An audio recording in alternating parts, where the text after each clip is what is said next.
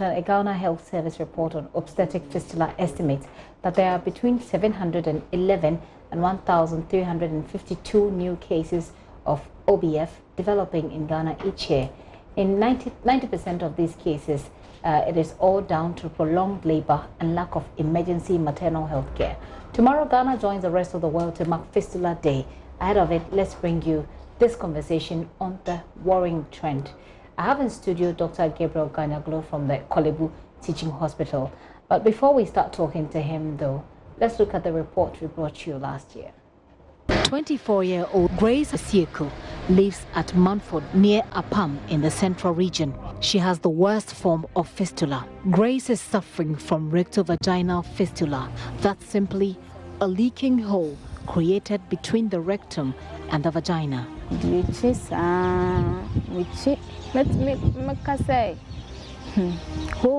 I first visited the Cape Coast Hospital, where I was referred to the Mankesim Hospital. There, I was scheduled for surgery, but 3 days after the procedure, my stomach began swelling up. So the doctor attended to me, but couldn't find exactly what was wrong. So he also referred me to the Kolebu Teaching Hospital. Grace has also had her fair share of stigmatization due to the complexity of her case. She narrates some of the traumatic experiences she had had after her second surgery. When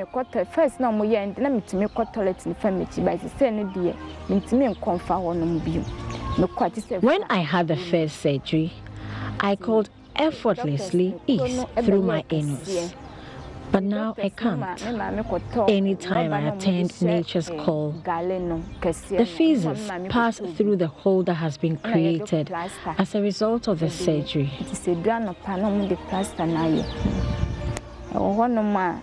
In fact, when I was discharged from the hospital, I realized I had lost a lot of weight. People who knew me before I had this condition always cry whenever they see me, because of how I look now. At a point, I thought I would even die because of what I was going through. People rejected me whenever I get close to them because of the foul smell. And this happens whenever I leak feces. Sometimes I don't even have food to eat.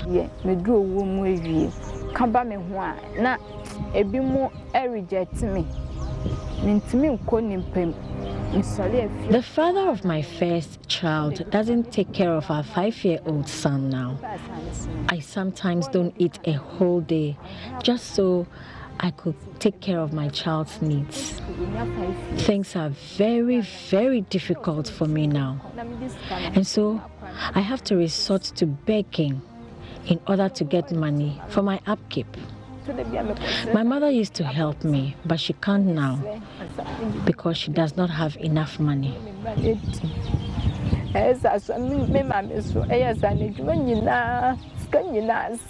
Grace is also unable to pass feces through her anus, or her feces pass through the hole created. If she has to ease herself, it is always a big deal. I noticed houseflies hovering around her, an indication she has leaked feces.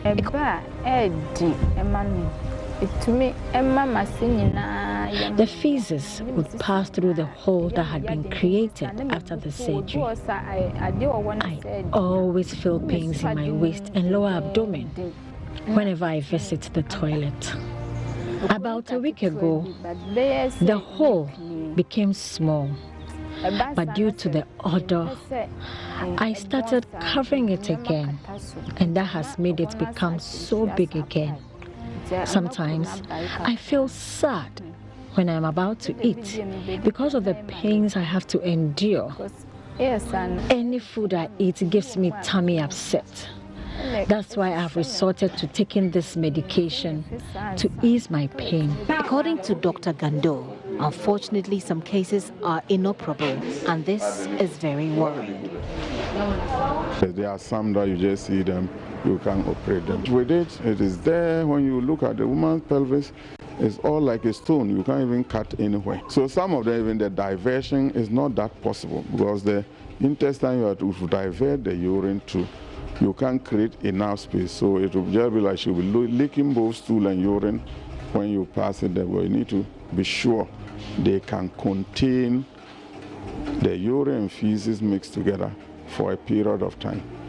So even that one is questionable, and its complications certain times can be questionable. One of the challenges with fistula women is the best would have been for them to be operated almost immediately. If they don't get that operation after the fistula has developed, what they generally do is that they avoid taking water. So the urine is concentrated, and some can even form what we call calcium stones. And the calcium stone practically destroys the whole place, and it is like a hard wood. You get it? And by so doing, it affects the intestine. The intestine too that you are going to prepare to divert becomes a problem, so you can't even do anything. Some also have a complete destruction of both the urethra and then the rectum, the anus. So practically it's an entire, what we call, labor delivery injury complex. So it means the patient will have to live with it for the rest of her life? That is, yes, that is, yeah. Despite these stories of despair, there are stories of hope. There are some women who have had surgeries to correct their conditions. Hawa Nayirima is one of them. She's lived with the condition for over 20 years. She has had 3 safe deliveries after the successful surgery.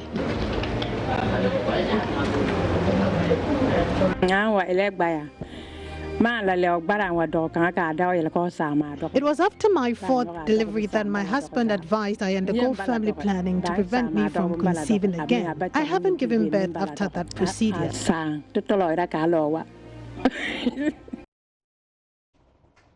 That report was put together by Beryl Richter there. We'll bring you a story also about the success of one of the people, one of the characters in the report who's undergone a successful surgery. But let's continue the discussion. Dr. Gabriel Ganyaglo is an obstetric gynecologist and fistula surgeon at the Kolebu Teaching Hospital. He joins me for that discussion. Dr. Ganyaglo, you're welcome. Thank you very much. I find it intriguing and really exciting that you chose this area. What went into that choice? Yeah, I think, first of all, let me thank you for allowing me into your studios to discuss obstetric fistula.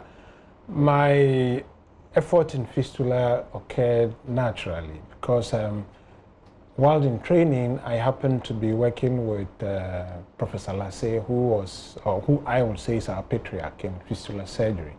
And so without realizing it, I was just naturally grooming myself towards the field. Okay. And then at some point, we just realized that there was quite a gap between those who were surgeons and those after them. So I was the only natural choice to fill in and bridge that gap. And I find it intriguing once again because the people who usually suffer fistula are very poor. Yeah. And the surgery is very expensive. Yeah. So when you find yourself dealing with a situation where the people need this help so badly, yet they can't afford it, it becomes a very depressing and very difficult situation. How have you dealt with it over the years, especially at the Kolebu Teaching Hospital? Yeah, that's a very good point you've made. The global effort, the global theme, the Ghana vision is to end obstetric fistula. But it will take money. By when? The last theme was by a generation. Within a generation, nobody defined how long a generation should be. But the theme this year is to end fistula now. Okay. Fistula is a human rights violation. Oh, wow. End it now. All right. So, and it costs money. So your point is very relevant when you find a condition afflicting the poorest of the poor, living in the most rural and the most deprived of places. How do you go and treat such people? Yeah. In Ghana, we have been very fortunate that in August last year, Access Bank declared a Fist Against Fistula initiative where they voted money to treat at least 100 fistula patients. Wow. So far, we are still enjoying that package from Access Bank. UNFPA, as a partner in health, also put some money aside for fistula work. However, they have limitations in what they can fund and how their money can be used. So there's a huge funding gap for caring for such patients. Once a while, you get philanthropists coming in to say, I want to pay for one surgery or one patient's repair, or I want to pay for 2 patients' repair. And all that comes in as well. Time was when we had the Cardinal Texan Educational Fund, Health and Educational Fund, that was sponsoring the care for the patients at the Mercy Women's Catholic Hospital. Generally, we have relied on National Health Insurance reimbursements or National Health Insurance scheme to take care of these patients. Unfortunately, the tariffs are very low and the hospitals barely break even. So you can see the motivation for the health facilities. But the people are so poor that even when they know help is next door, the money to go there and how they feed whilst they are in the hospitals itself, it's a big challenge. So, I mean, to end fistula, it will take money, but where will the money come from? Where will the money come from? That's the multi-million-dollar question, I believe. Thank you. How much does it cost? Does one surgery cost, for example? Usually, we talk about fistula in terms of recruitment. There's a cost element in getting the patient from wherever they are into the health facility. What we often broadcast is just the cost of the surgery. Yet after the surgery, there is funding or there's money required to put this patient back on their feet and into the societies from whence they came. So you find that there are 3 separate arms of treating fistula, each requiring money. We have no clue really how much it costs to mobilize and bring, you know, depending on location. However, for the surgical cost from beginning to end, it's about 3,000 cedis or $700 at an estimate for treating one fistula patient. But like I said, you have to get that patient into the health facility and it will involve money. And after that, you have to find the patient something to do, because whilst they have fistula, they lose their jobs, they earn no money, they are on their own, no support, no help, how they will eat, how they will clothe themselves are all challenging. So even when you've closed the fistula and you just let them go, the stigma continues, they still continue to wallow in misery, the economic hardships are still there. Interesting. So with the story that my colleague found, we know in that story that some have gone through surgeries, but they end up still living with the condition. Yes. How do the surgeries fail? Yeah, there's fistulas come in different shapes. There's a wide spectrum of presentations. The very, very simple ones are cured in just one surgical repair. Sometimes they come in very, very complicated, and it will take 2 or 3 surgeries to correct. Worst case scenario, how can you describe to us the worst case scenario? One of the worst cases I've seen is the one you just showed. This lady. And I was with Beryl when she came over. We're trying to do a follow-up story on this, and I have to commend Beryl for this report. I mean, Twisted by Birth revealed this patient to us because she actually defaulted in treatment. This was a patient we were looking after, and at some point she was off radar. Wow. So at a point we all feared the worst had happened. You thought she must have died. But Berry's report revealed to us that she's still there. Oh, wow. And so when an NGO approached us with some money to treat patients, we reached out to get her back into hospital for care. So hers is very complicated. So if you say complicated, I mean, in a very sense, in a very lay sense, how can you describe to us so that we can appreciate the situation she's dealing with now? Okay. If fistula occurs and it doesn't go, let's say if it's low down the birth canal, quite often it's very easy to treat. If it does not involve the wee-wee pipe, the pipe through which the wee-wee passes, if it doesn't involve it, it is very easy to cure. But when it is higher up, and I'm looking at levels as you climb up the birth canal, when it is higher up and it presents late, okay, then like Dr. Ganda was saying in that clip, the whole tissue becomes hard. You need to bring soft flesh together to repair it. But when things have become so hard, like he used the word wood or stone, it is impossible. And indeed, it's a fact that we are unable to cure all of them surgically. Wow. We are unable to cure all of them. So if you are those who have fistula that is incurable, you have to live with it for the rest of your life? Unfortunately, yes. Wow. Though we do have ways of helping the patients to mitigate the leakage, we are definitely not able to cure all of them. However, at the moment, our success rate is about 86, 87%. So maybe 8.5 out of 10 patients will get full cure. And that is where we spend our energy. And those outside this range, we call other disciplines to come in and support us to treat them. Sometimes we involve our colleagues from urology or our colleagues from general surgery. All of them have a bearing on the fistula patient, and we involve them. But you can't do all in the districts where we normally go. Okay. Because the patients cannot travel all the way to Accra. It's too stigmatizing, it's too embarrassing for them to come.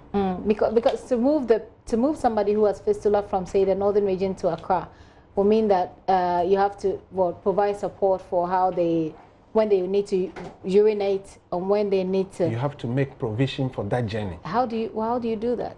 It is not easy. I have brought patients from Nkwanta South District, from Nkwanta to be specific, to Mankasim before. And there were 4 of them. It was just a driver and myself. We went on outreach. They were patients that could be treated but could not be treated in Nkwanta. The Ghana Health Service at that time gave us a cross-country vehicle to go on the outreach. So I decided to bus them on the journey, 8.5 or so hour journey through Accra to Mankasim. Wow. It was an experience. So, I mean, if you could share with us briefly what happened on that journey to Accra. At some point, you have to stop for them to change. At some point, some will vomit because they haven't traveled outside their rural setting for a very long time. And the stench in the car for that period, it was not easy. But this is a cause I am committed to. And so we just have to continue and get them to the treatment center and make sure that they're getting the care. And so for these women, are they able to tell when they want to wee or it just comes? They are leaking uncontrollably all the time. So they have no clue even when they are wet. Sometimes someone has to see it from the back. As she's walking, she's wet. She may not realize that she's wet until it tracks down the thighs to the legs. And so they avoid sitting in public places. They cannot board the bus like everybody will go and board the bus. So if you don't commit money into going to look for them, then it's they will never show up they will never show up by themselves. Grace's situation is quite complicated, you say, but there was one success story. You've successfully conducted a surgery on one of the characters in that report, and she's happy now. She's been successful with it. But Grace is still living with her situation. Is there hope at all for her? There's good news for Grace. We did surgery for Grace yesterday.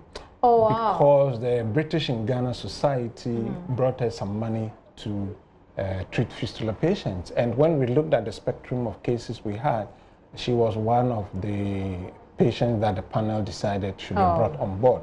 So just yesterday, Grace had surgery. I'm just waiting before I get in touch with Beryl because I know she'll come at me. She's been combing the corridors of power, trying to raise funds to just treat patients. Patients she doesn't know from Adam. Particularly Kuka Sichil from Wa West municipality that she met. She's so touched by this patient. She's literally gone wherever she could go. It's a journalistic instinct. You know, when you tell the story, you want care to for get patients. See, and so if we have people that's committed to fistula, you find that the misery of the patients can be mitigated. And it takes money. It takes money. And he just keeps saying it takes money. It takes money. But of course, tomorrow is a day that we get to, you know, set aside and look at, you know, perhaps take stock, look at what we have done so far. What for you, apart from money, is there anything else you'd like for people, policymakers, the Ghana Health Service, for example, to focus on when it comes to fistula? How should we direct the discussion? What should we be focusing on? I think prevention is the key. We have a backlog of cases, a quantum we don't know. The patients don't show up. We don't have resources to go looking for them and bringing them into the hospitals for care. So then let's stop others from getting it. How do we stop others from getting it? And it means make sure pregnancies are wanted. Family planning is a very easy solution. What is our uptake of family planning in this country? Less than maybe a third of married women are using a modern form of contraception. And that is very, very low. It means that generally there could be so many pregnancies and some are unwanted. And God forbid that a pregnancy that was unwanted to start with ends in fistula. That's like a double jeopardy. So let's make sure we have family planning uptake increased. Let's educate the girl child. You go to rural areas, they are not seen as materials to be educated, if I may put it that way. And so their place is the kitchen. Let's try and look at the role of the girl child in the society. Who is more exposed to getting fistula? Typically, any situation where labor is obstructed and there's no access to emergency cesarean section, fistula can result, which means no matter your age, no matter your geographic location, if you are in Accra and you go to a spiritual home to deliver, and the labor is obstructed and you don't get early enough to the hospital, you will get fistula. But by and large, we tend to focus attention on teenage mothers because usually their pelvises are still growing. Okay. So even the average size baby has difficulty coming through. So we want to ensure that the girls remain in school long enough and that they could gain proper forms of proper jobs and get some money so that their negotiation power in the marriage relationship at least is enhanced and they can take decisions on their own. And that brings to mind child marriage, which is one of the things that's associated with fistula. Precisely. Fortunately for us, for our record so far, child marriages seem to be on the low side. But it's very common in East Africa and parts of North Africa. But wherever, even child marriages with access to emergency cesarean sections, fistula may not result. But if you sit at home and say you've delivered 3 already at home, so you think a 4th will still be successful at home, that 4th pregnancy, the baby may not be presenting even with the head. And so labor can obstruct. So generally in this country, literally all the 16 regions of Ghana, fistula has been reported. It's all a question of, was the labor smooth? Was it obstructed? How soon did they get to a hospital for emergency CS? Unfortunately, the very labor that obstructs, that baby often dies. So she goes home with nothing and gains fistula for it, for which she cannot come out even That's to such receive an unfortunate the care. situation. So we always say they should go for antenatal care, and we try to encourage all our mothers to deliver in hospital. In hospital, to deliver in hospital, because I was just going to ask you in wrapping up, what you think the role of traditional birth attendants are, because there's a village that I've followed for quite some time now, about 6 years, and there is no hospital there, but they have their chief is a traditional birth attendant who has gone for volunteered at a hospital and been taken through midwifery. So he delivers them. Would you say that if we begin to empower such people, if we begin to take a look at these traditional birth attendants, that could be a part of the solution to this problem? It has a potential to help. I do know the Ghana Health Service policy has not counted traditional birth attendants as skilled birth attendants. However, they do have a place. And I think the community health nurses in the CHIPS compound hold a bigger key to curbing obstetric fistula. What it takes is whoever is attending the labor should have their checkpoints, and when something doesn't fall within a certain frame, send the woman away. Unfortunately, there's so much superstition and culture around birth that people are still stuck in where they deliver and who attends the delivery. This is something we need to work at, and only education can help. Dr. Ganagro, it's a pleasure meeting you today, and I am totally blown by the amount of work that seems to be left as far as dealing with fistula is concerned. I think that all of us should be fistula advocates against fistula, and we should be supporting people living with fistula. You have any final words to share with us as tomorrow approaches? Yes, tomorrow we are inviting the press, the International Press Center, for a media interaction at 9 a.m. and we hope that as many as can come should come, and we will celebrate and always remember champions like Beryl, who has knocked on our offices countless times, trying to find solutions to the menace of fistula. So yes, we would really want more media people on board the fight against obstetric fistula. And I'll pledge my support personally. I think that this is very important part of our work. Dr. Ganyaglo, thank you very much. Dr. Ganyaglo is an obstetric gynecologist for the Kolebu Teaching Hospital, and he's been performing surgeries. He's also a fistula surgeon, and we need to congratulate people like that. This is not your usual exciting. Thank you very, very This is not your usual exciting surgery, so we need to congratulations to people like you. And for that successful, well, I don't know yet if it's successful, Grace's surgery. Yes, Grace is still in hospital. She had a surgery yesterday, so we are praying that this time around everything I really pray so. I pray so. But for the other successes that you've achieved, congratulations. And I believe Grace's situation will be dealt with as well. Fistula, that's what we've been talking about.